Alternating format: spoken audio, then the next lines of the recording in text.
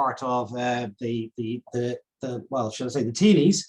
And it's been gathering momentum over here quite dramatically.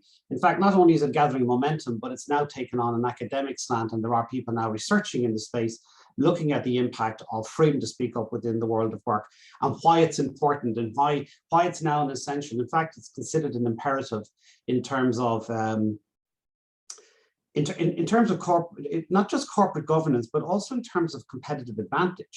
And actually, as we'll see in a moment, it has major implications if you don't manage to get a freedom to speak up environment within your organization.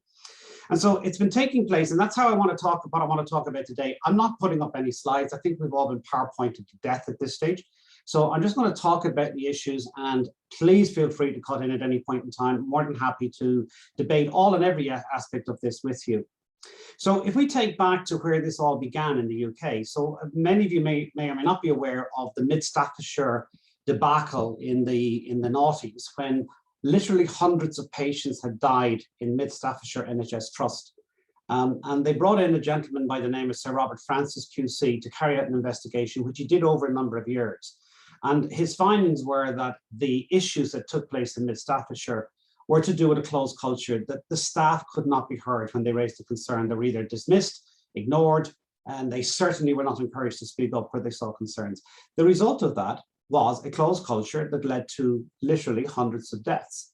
And Sir Francis recommended at that point in time, by 2013, his first report came out, and he recommended that every NHS organisation in the country, in England, this didn't apply to Scotland and Wales at the time, but every NHS organisation should have a freedom to speak up guardian who should be independent.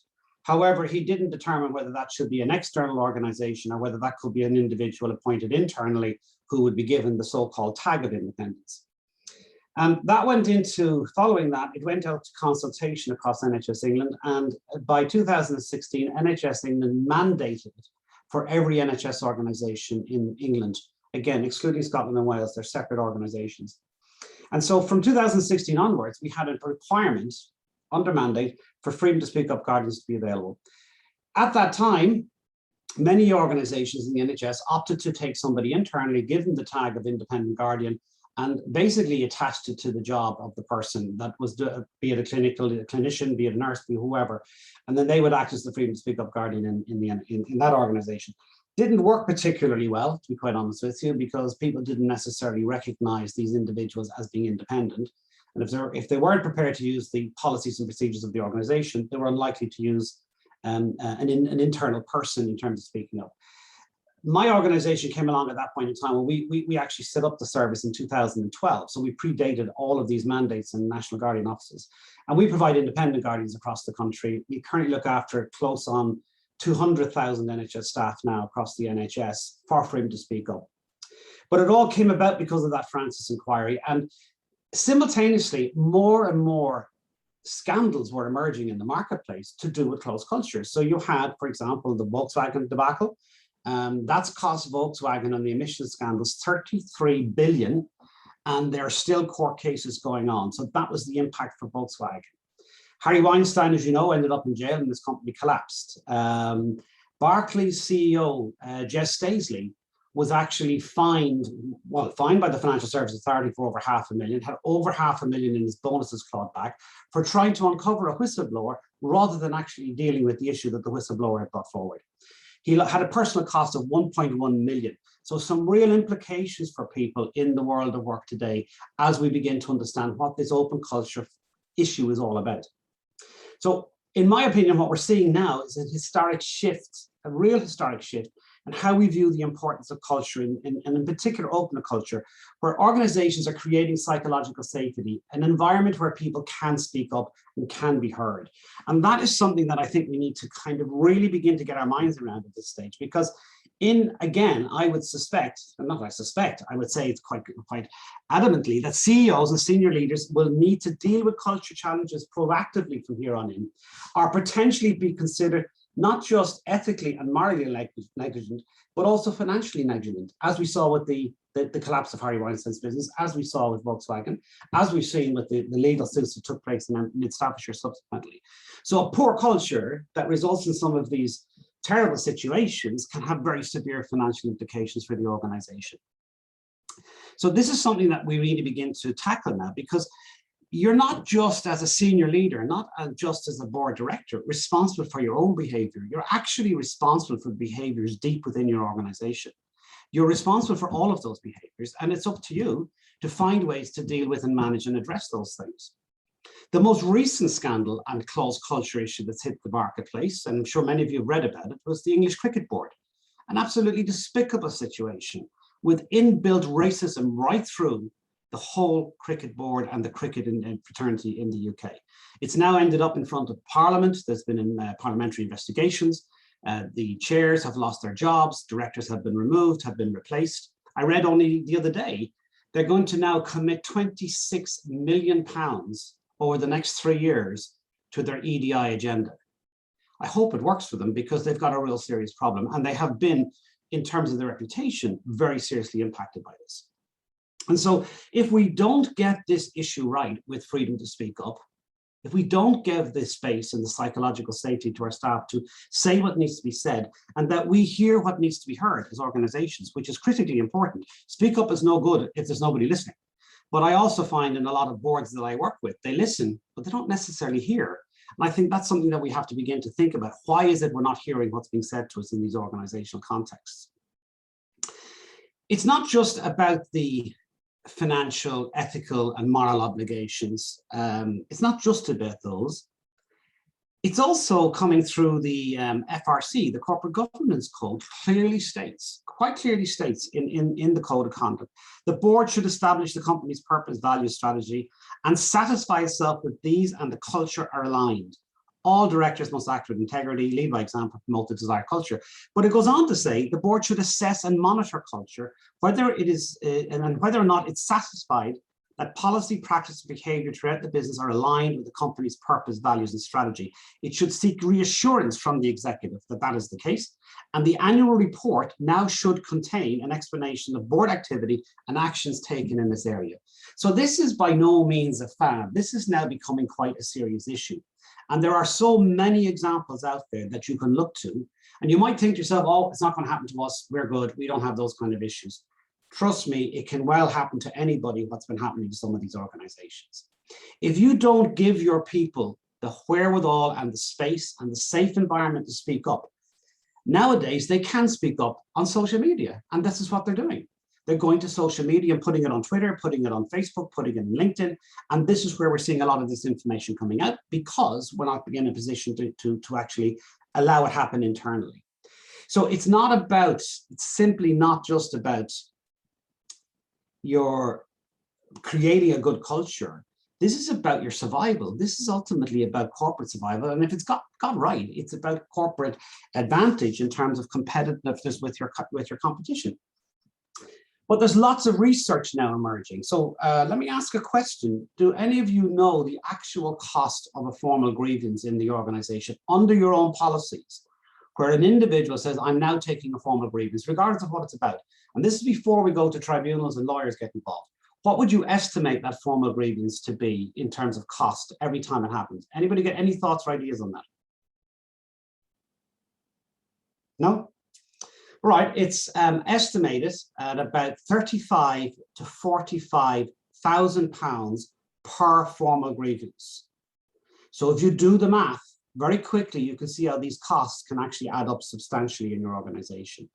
And formal grievances happen for one reason predominantly. Somebody didn't listen. 90% of formal grievances are a result of the fact that somebody didn't listen in the organization. It results in a formal grievance. You've now got to initiate all of your procedures. That means all of the witnesses have to be interviewed. That's why all these people have to get involved. Reports have to be generated. Reports have to be written. Reports have to be read, and so on and so forth. People take time off. There's stress leave. There's all sorts of issues that surround it. Apart from the damage it does to the team within the organization, formal grievances are hugely expensive. And if you listen to your staff, you will reduce the number of formal grievances by a substantial amount, because most grievances actually become exacerbated because nobody's listening, and they become worse in the person's mind. Whereas in the first instance, had you dealt with it, you probably could have resolved it by a conversation, by a cup of coffee, even in many cases. So there is a very big financial incentive to get people talking in the organization. and to get people listening. And as I say, I stress the listening. And now here's where some of the research has really come to play and tell us about some of the dynamics we're trying to deal with in the organizational context. So if we want open cultures, we've got to kind of address some of these issues. So we know that board members and executives are just seemingly unaware of how formidable they appear to junior colleagues. And it's not that they themselves as individuals are formidable, it is the position they hold, the office they hold. It's very intimidating to a more junior member of the organization. So whilst they believe that those junior members will speak up, whilst they believe that's what will actually happen if they have something to say, actually the research shows us that they don't. They actually don't speak up because they feel intimidated by it. The other interesting thing about our senior executives is that they believe they have superior listening up and speaking up ability. And therefore, when it doesn't happen in the organization, they assume it's somebody else's problem and not theirs. And that's an unconscious bias that's actually running through the organization. We think we're going to listen. We think we're going to allow people to come into office, but people don't.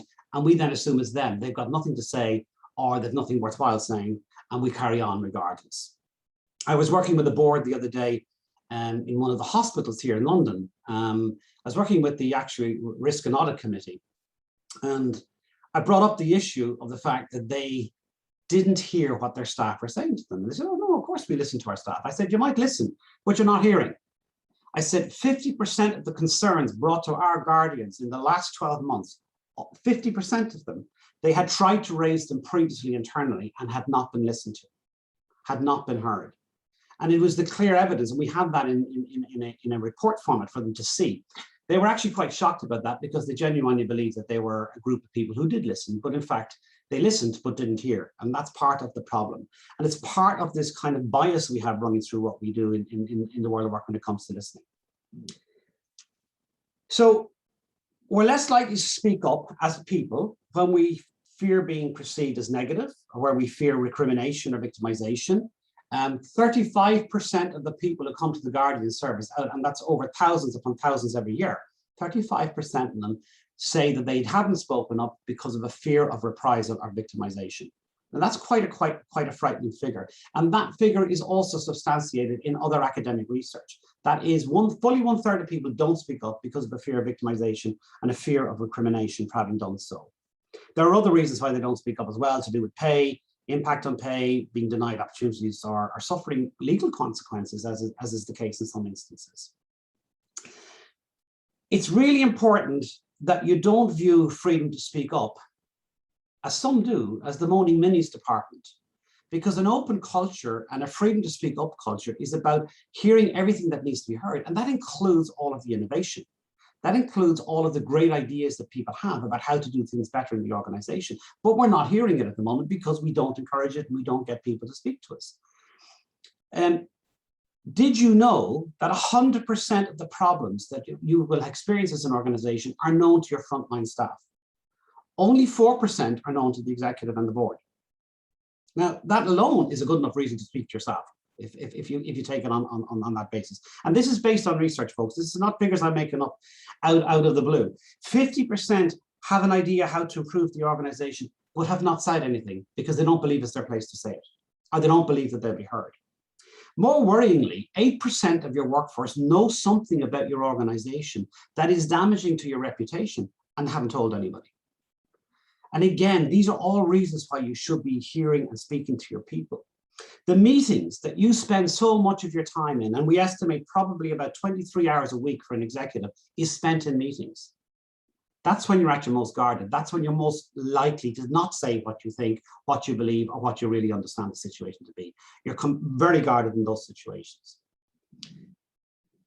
Speak up is gender biased. Women are much less likely to speak up than men. And even when you take that beyond the gender issue and into the other forms of discrimination that can take place in the workplace, there is very little recognition that social biases exist in terms of who we listen to in particular, rather than just whom we speak up to, but whom we actually listen to. It's a very interesting discussion to have with a group of NEDs and to say, who have you listened to in the recent past? And even in an organization that might be, in many cases in London, it could be up to 60, 70% BAME. The board may only have listened to the white voices. And that's interesting. And they can't recognize and don't see that bias coming through in the way they listen. So they're missing 2/3 of their organization in terms of communication, understanding, and getting that real good stuff that can come out of that. Many of the best ideas come from the junior employees at the front line, because guess what? They're closest to the customer. They're closest to see the first-hand issues, but they also see the possibilities. But they're the most likely to stay quiet. And that therefore impacts innovation, and it impacts customer service. So if the financial, ethical, and moral obligations aren't enough for you to engage with your staff, if the UK Code of Governance, which quite clearly says you should and create an open environment and that you are responsible and indeed accountable for it, if that's not good enough reason to do it, well, then these reasons of grievances happening because nobody listens, that the problems are known to your frontline staff, that 50% have ideas to improve your organization, 8% know bad stuff about your organization, those should be reasons enough for you to engage with your staff. The real question is, why wouldn't you speak to your staff? Why wouldn't you listen to your staff? And why are you still kidding yourselves that you are genuinely open and have an open door policy? Because the vast majority of organizations that I deal with do not have that, although they claim it. That's really kind of the facts and figures, guys. What I have not done any slides for, but I will be sending you on through Delphine a copy of an article I wrote recently on this matter, which contains a lot of that data and information I was speaking about. But I'm also going to send you a recent reflective guide that we developed for freedom to speak up within organizations, which you're free to use and deploy as you wish within your organizations if you so choose. But it helps you actually structure the conversation about why your organization struggles with this idea. And trust me, your organizations do struggle with it. Contrary to what you might want to believe, it is a major challenge for all organizations at this point in time. That's all I have to say. Thank you very much, Simon. Thank you so much. I can see that Dermot actually has a question. Yes, Dermot. Just a few things. Very interesting. It's the Speak Up initiative.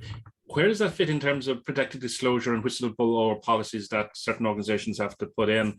And the thing about scope, because the whistleblower practice tends to be about harm to the company, and then you've got your employee grievance policies for if there's a dispute with over interpersonal type of dispute or feel a personal grievance.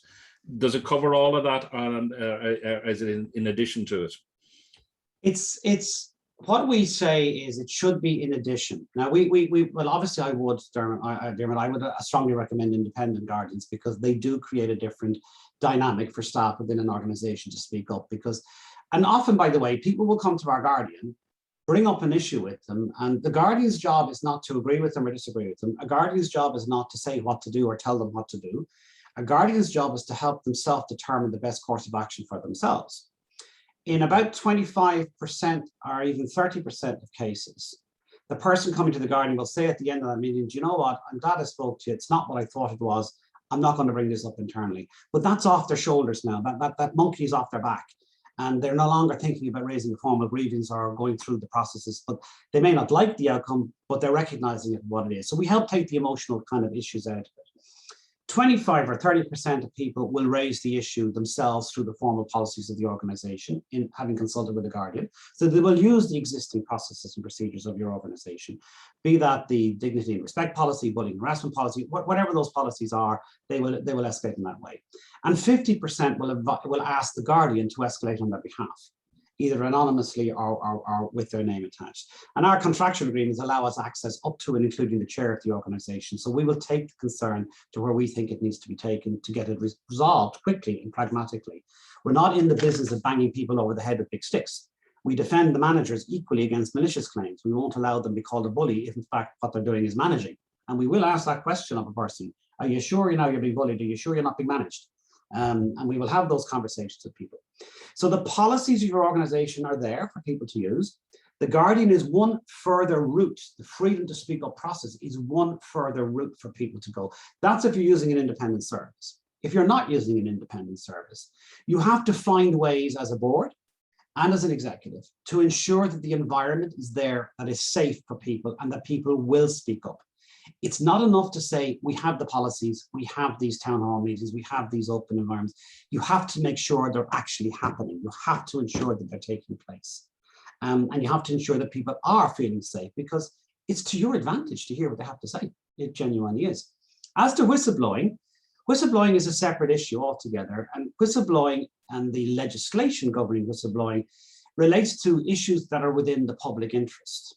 And therefore, nobody is listening to you internally. It is legitimate for you to blow the whistle and go public with it. And you are, in effect, protected legally in the event that you do that. But equally, if you raise a concern of any shape or form in an organization, the whistleblowing legislation has a funny way of getting involved, because should I suffer a detriment or should I suffer victimization even 9, 12 months after I raise the issue, well, then I can probably call upon the whistleblowing legislation in terms of my defense. So it's important that you as an organization really understand the differences between the various policies that you have on offer, understand what whistleblowing actually is and isn't, and understand, what the purpose of a freedom to speak up process is all about. You have a big advantage in Ireland, by the way, because you actually legally define bullying and harassment, which they refuse to do in the UK and continuously conflate the ideas. It makes it very difficult to deal with, by the way, because there's no legal definition. So some of the policies in Ireland are actually better than we would have to work with over here. But I would say to you that it's not replacing anything. It is in addition to, when you actually begin to develop freedom to speak up as a process in your organization. Thanks. Anne. Hi, Simon. Thank you very much for that. My query, I suppose, is coming from the board. So from the top down, I mean, the executives can obviously report on certain matters and, give statistics about protected disclosures, grievances, things like that. But in terms of the board and the board members themselves, how can they bring those conversations into the boardroom? How can they ensure that they are actually monitoring what's going on in the organization? As I said, executives can produce reports outlining statistics, data, all that kind of stuff, but for a board member and the board as a collective, how do they bring that into their board meetings? I think it's a really, really good question, Anne, and I think critically important question right now, in light of the code of governance for the UK, certainly, which I know extends to Ireland. There's a number of issues that have to be addressed here. First of all, we get a lot of confusion. I certainly come across it here in the UK on unitary board principles. So you've got your NEDs, you've got your execs, but we're all one board, aren't we? So, what's going on here in terms of why are you questioning me? Why are you challenging me as a NED and I'm an executive?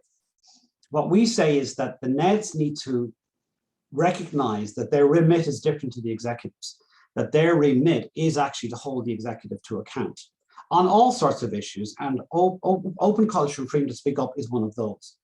So one of the things that we've been doing recently with the boards is a very short 2 to 3 hour program with them, which is saying to them, look, what do you understand of freedom to speak up? What do you understand of your culture? What is the information you should have available to you on a regular basis to enable you to actually hold your executive to account? What are the strategies that you believe the organization should be adopting to actually drive open culture, and how are you going to then measure that as time goes by? So we put them through a 3 hour program, basically, which is one of the ways we find of getting it onto the table. We insist that it becomes a regular agenda item of the board so that they can actually have this conversation on a regular basis. But we look at, we do a little data collection exercise with the board, the NEDs in particular, prior to the session. We ask them a whole series of questions, which then gives us an understanding of how they see the world. We bring that back as an analysis to the board at the outset of the 3 hours. We present that to them and say, okay, that's where you're at. That's how you guys see the situation at this point in time. Now let's move on and understand where we need to go from this. So we take them through then the FRC Code of Corporate Governance in terms of their responsibilities for culture. And that is something, Anne, that I have found, particularly here in the UK, 90% of them are completely unaware that they have any responsibility for this. They know that vaguely they kind of should be asking questions about it, but they're not really aware of what kind of responsibility or indeed accountability they have for this. And so we get that message home to them hard. We then take them through the facts and figures of Speak Up. So a lot of the stuff that I was talking to you about just now, We make them aware of how critical that information coming up from the organization is to the success of the organization, and indeed even the sustainability of the organization. There's a little bit of the frighteners going here about how social media can damage you. Look what happened to Harry Weinstein. Look what happened to, Volkswagen. Look what happened to the English Cricket Board. We use all of those as examples to what can go wrong, and get them understanding that this is something that can actually go wrong for them. And Mid Staffordshire, for most of my clients in the NHS, is the great big stick that they're beaten with on a regular basis, should we say. Then we talk about what is the information you should have available to you, and then how should you interrogate that information as a board? What are the questions you should be asking about information? Where do you get that information from? What is that information? So it's things like they should have a good analysis available and a summary of the staff surveys if they have any. They should have annual data on disciplinaries, grievances, turnover, absenteeism. They should have little dashboards that are telling them what's happening and how that's changing and moving within the organization. Is it showing them any issues locally, by region, by directorate, by location? They need to understand all of that so they can actually have informed conversations with their executive. And that information has to come from within the organization, yes, but not through the executive. It needs to come separately to them so they have it no different than when the guardians go in to report to a board. We have, again, contractually insist that we can report to board twice a year in person, because we want them to hear from their guardian on site what the real world is like, not filtered information, not amended information, or particularly filtered, as these things happen as reports are written and people insist on everything being on like 3 lines or 1 page as max. So it's important to get that information into the board itself. And then we take them down through how do they actually work out a strategy to hold the executives to account. What should they be asking? What kind of questions do they ask? What are the programs they should focus in? How do you recognize the key priorities for culture this year, next year, the year after? Don't take everything on at once. Pick 1 or 2 areas, because picks 1 or 2 areas, it has a massive mushroom effect on the rest of the organization to actually impact other areas of culture. And then how do you ask the questions and how do you actually hold the exec to account? It's the executive's job to make sure there's an open culture. It's the NED's job to ensure that there's a strategy and they're all asking the right questions of the executive and genuinely holding the account. Does that answer, Anne, the question? It does, yes, thanks. It just leads me on then to, is it something that a particular subcommittee of the board could take charge of in terms of actually making sure that it is being monitored? Yeah, and I think that's something that would be determined by each board on an individual basis to where that might be put. Would it be the People and Culture Committee? Would it be the Risk and Audit Committee? Interestingly, I report into the Risk and Audit Committees of most of my client organizations on our performance as a Freedom to Speak Up organization against the key performance indicators that we agree with them contractually. And I find the Risk and Audit Committee are fantastic because they're basically one of the most powerful committees on the board. And when they speak, they get heard. Mm-hmm. And so I do tend to like to go through them if I can at all, because they are very impactful when they go back and they literally will, basically beat the chair around the back of the ears if they have to be heard. And they are taken quite seriously because of the importance of their overall remit. So yeah, it comes down to the local organization, what they consider appropriate. But you know what, if it has to be done through a subcommittee, you're possibly missing the point. Mm-hmm. Okay, thank you very much.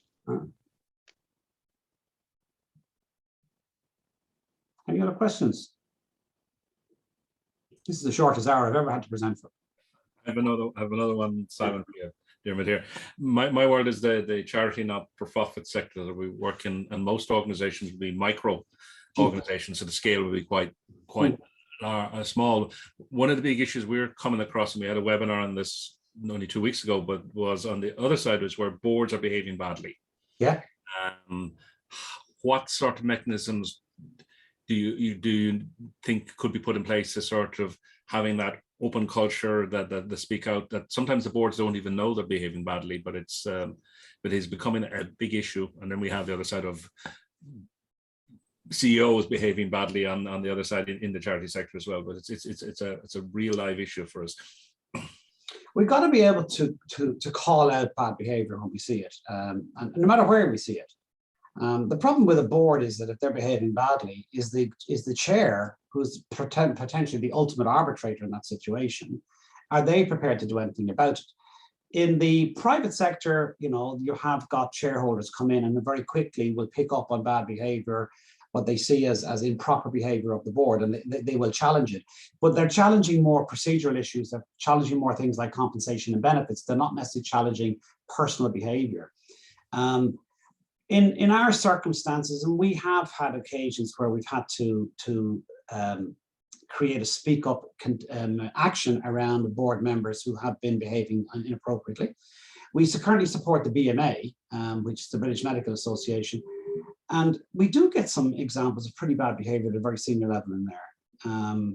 And we've had to figure out a way how to move that concern back and forth to get it addressed, because too often the members can be very abusive towards the staff, and too often the staff can be ignoring of members' requirements and failing, I suppose, basically each of them failing to recognize each other's importance in what has to happen here to get the job done.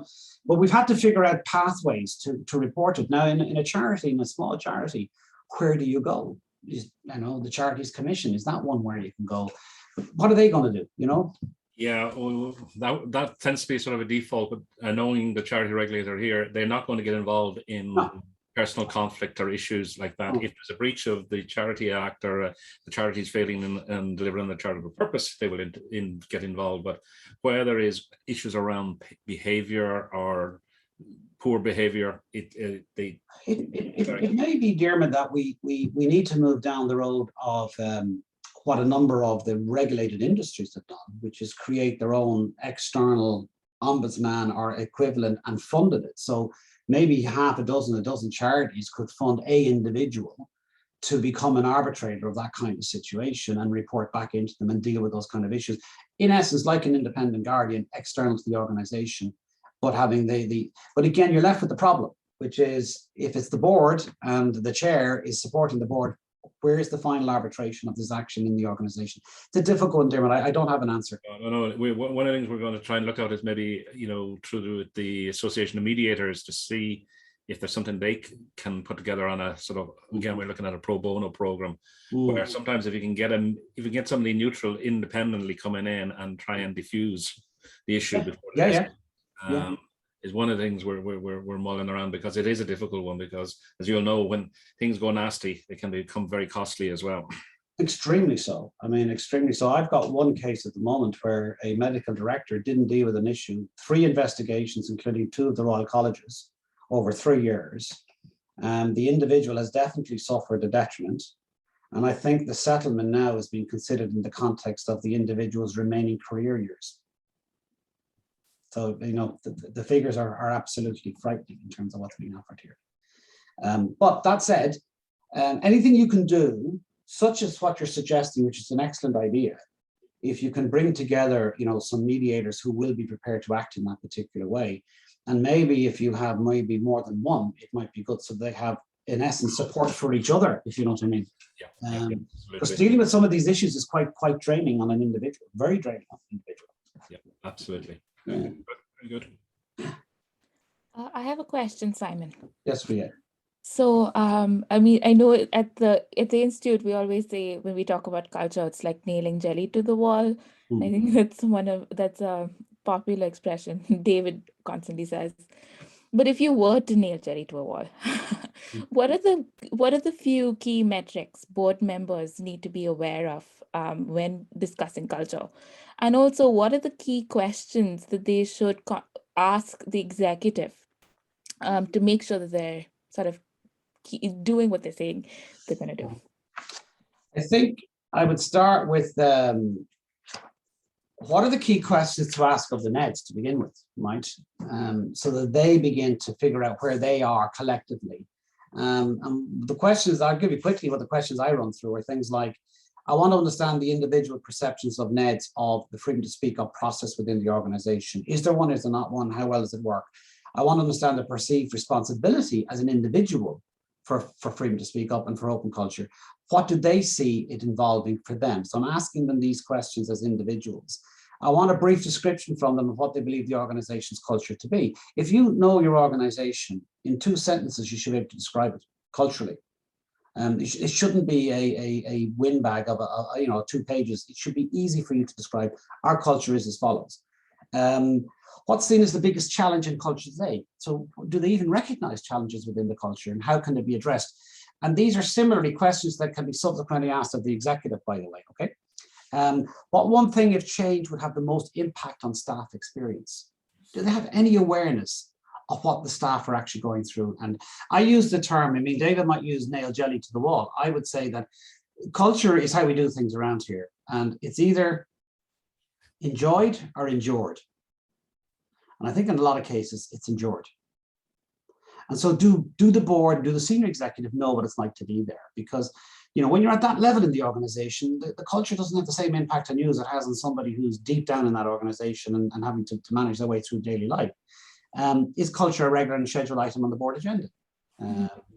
Is the most recent staff survey, has it been reviewed? And what were the main findings? Do you know what's in those findings? Did they change over last year, by the way? Do you know anything about them? I mean, it never ceases to amaze me. They have all this information. And you ask them, and they, oh, no, I don't know about it.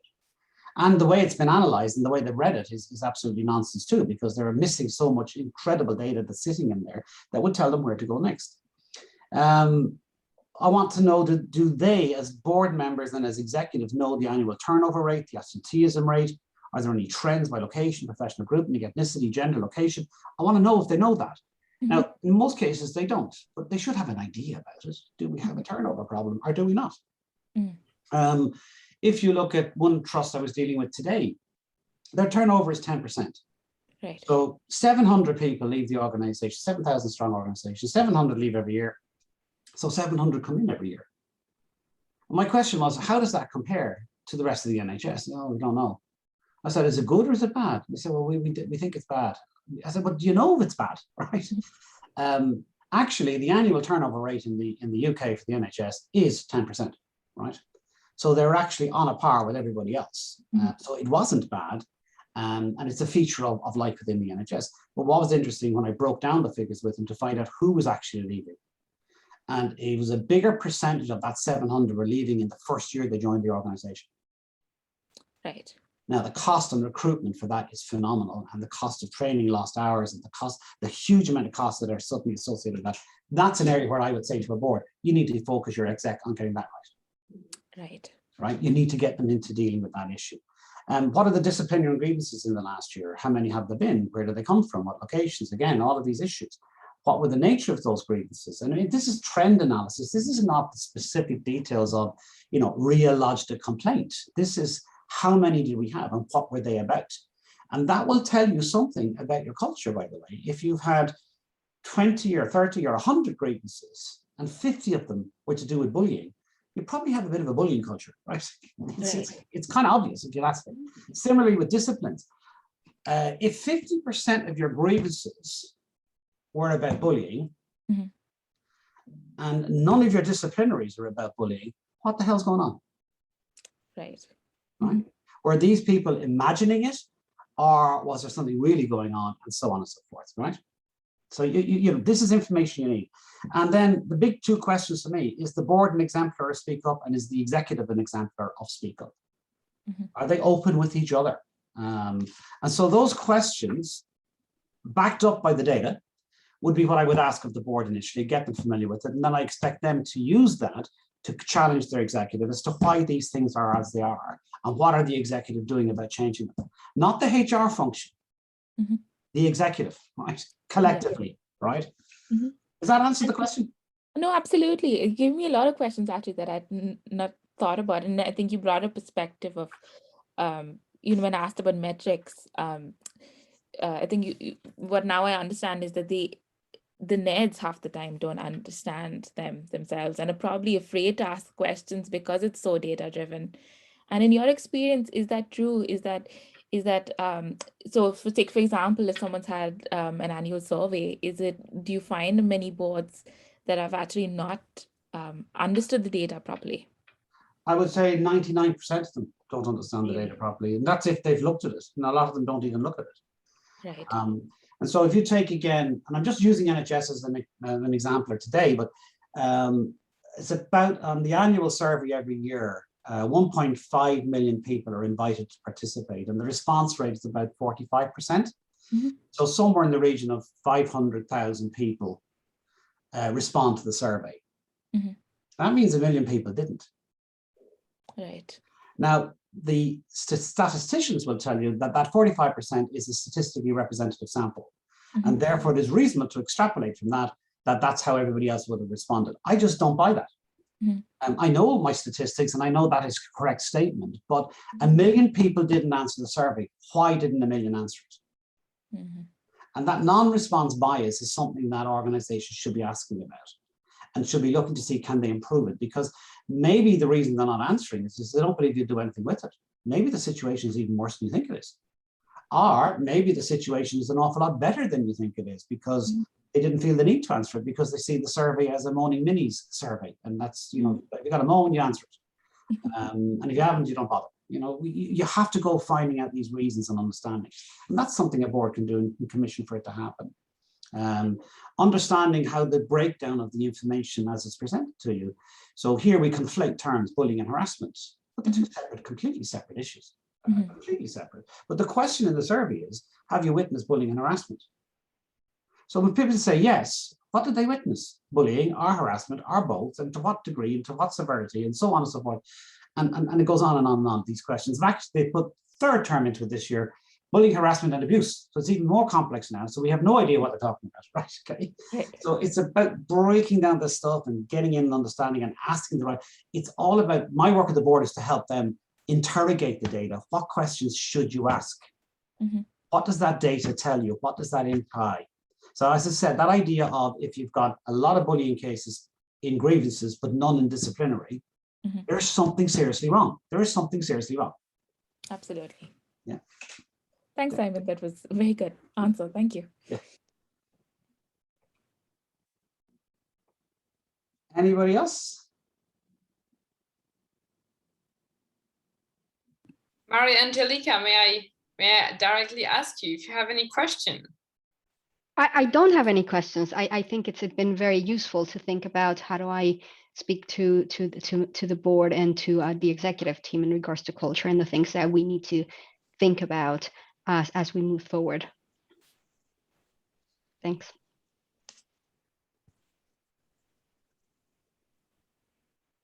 If there are no more questions, I think we can close the session, Delphine. Excellent.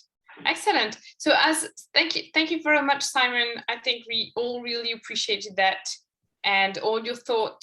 Greta shared on the chat that she found it very, she really enjoyed your thoughts.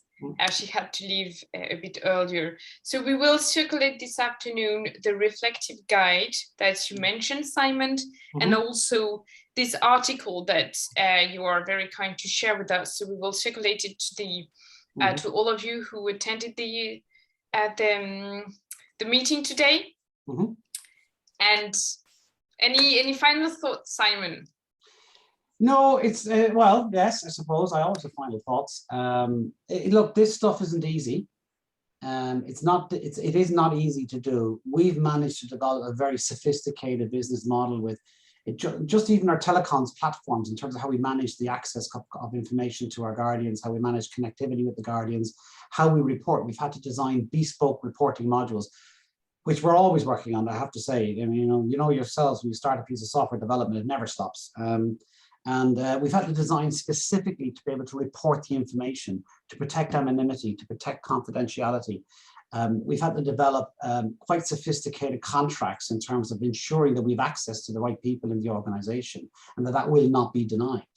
And it's taken us, you know, the best part of 7 years to get that actually working in a way that's effective. And it is working very effectively for us today. And even now, having started in the NHS, we're now even discussing and are in consultation with 3 of the national police forces and 7 or 8 councils across the country. So we're talking big numbers here in terms of bringing this kind of service into that environment.